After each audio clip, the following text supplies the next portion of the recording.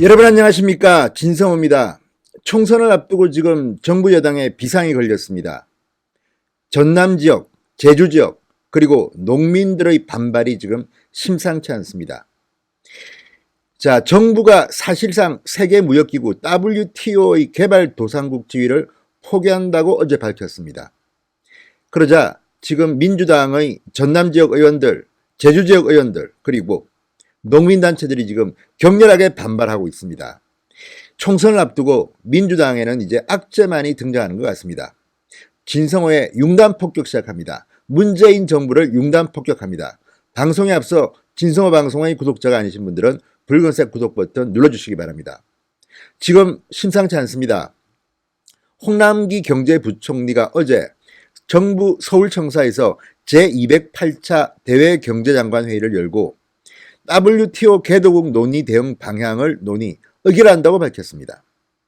자, 이것은 트럼프 대통령의 압력에 우리 정부가 굴복한 것입니다. 이미 이 이야기가 나온 것은 오래됐습니다. 그렇지만 이게 현실화되니까 지금 농민들은 강하게 반발하고 있습니다.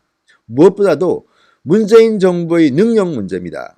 차분하게 이것에 대비하지 못했기 때문에 지금 민주당의 현역 의원들조차 강하게 반발하고 있습니다. 자, 민주당의 군수 출신입니다. 서삼석 의원, 전남 영암군, 무안군, 신안군. 자, 정부가 도널드 트럼프 대통령의 압박에 WTO 개도국 지위를 포기한 데 대해서 WTO 개도국 지위 포기는 한국 농업의 붕괴를 예고한다. 당 수뇌부의 농민들의 거센 반발을 경고했습니다. 자, 무안군수 출신 농촌 현실에 밝은 서삼석 의원은 자, 24일 열린 정책조정회의에서 정부가 금년간 농업 분야 개도국 지위 포기에 대해서 입장을 밝힐 것으로 예상하고 있다면서 이렇게 말했습니다.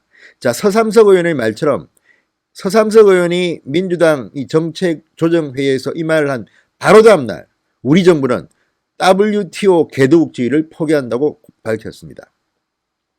자, 지금 정부는 개도국 지위 상실로 인해 당장은 영향이 없다고 했지만 향후 예측 가능성 문제에 대해서 어떠한 대안과 로드맵도 내놓지 못하고 있는 것이 현실이다. 이렇게 서삼석 의원은 말합니다. 이게 한국당이나 바른미래당 의원 이야기가 아닙니다. 민주당의 의원, 전남 지역구를 가진 서삼석 의원의 이야기입니다. 군수 출신입니다. 무안군수 출신입니다.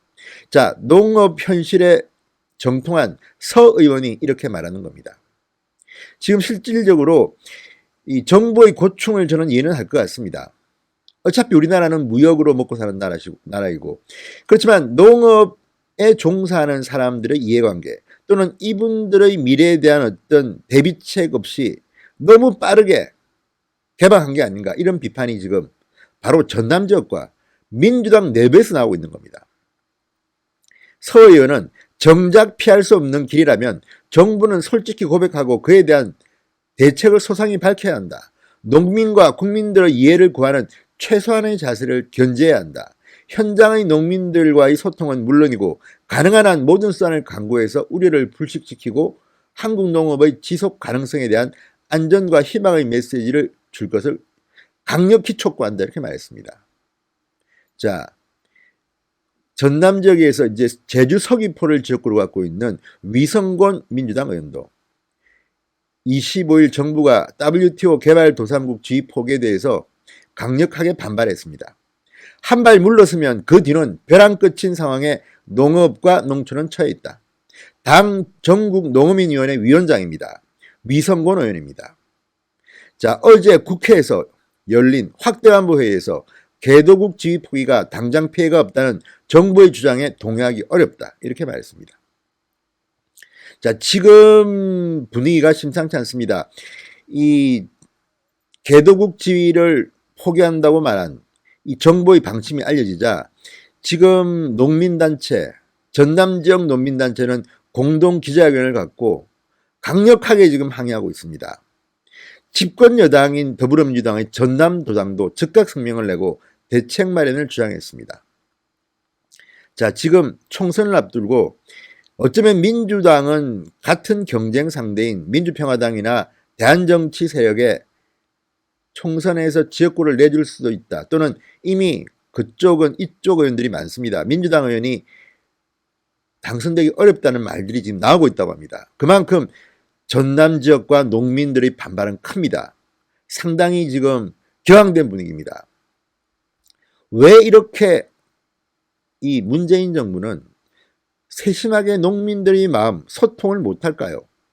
지금 사실 우리들은 서울에 있는 사람들은 잘 모르지만 이 농민들은 지금 상당히 격앙되어 있습니다. 그리고 이 문제에 대해서 지지 기반이 문재인 대통령의 지지 기반과 겹칩니다. 강력한 반발이 지금 일어나고 있습니다. 이대로 갈 경우에 문재인 정부 그리고 민주당 내년 총선에서 상당히 쓴맛을 볼 확률이 대단히 높습니다. 농민들의 강력 반발. 자, 지금 홍남기 경제부총리나 문재인 정부는 당장 큰 문제가 없을 것처럼 이야기합니다. 그렇지만 전남 지역의 민주당 의원들조차도 농민단체조차도 지금 상당히 격앙된 분위기입니다. 집단 행동이 앞으로 계속될 것 같습니다. 자, 그렇다면 한국 농업의 미래에 대해서 문재인 정부가 해결책이 있습니까?